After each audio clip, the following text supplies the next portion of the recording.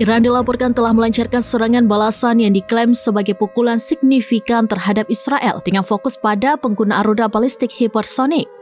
Insiden ini yang terjadi pada dini hari tanggal 16 Juni 2025 menandai eskalasi dalam serangkaian serangan yang dimulai sejak 13 Juni 2025.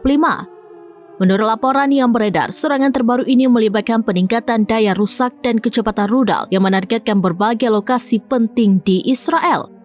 Rudal-rudal tersebut dilaporkan berhasil mengenai sasaran di Tel Aviv, Haifa, serta kota-kota di wilayah pendudukan bagian tengah dan utara termasuk Bnei Brak. Efektivitas serangan ini disebut-sebut menunjukkan bahwa rudal berkecepatan tinggi Iran mampu menembus sistem pertahanan udara Israel. Target serangan mencakup instalasi vital seperti pembangkit listrik dan kilang minyak, mengindikasikan upaya untuk memaksimalkan dampak pada infrastruktur Israel. Operasi ini merupakan gelombang serangan rudal paling intens yang dihadapi Israel dalam 4 hari terakhir. Wow.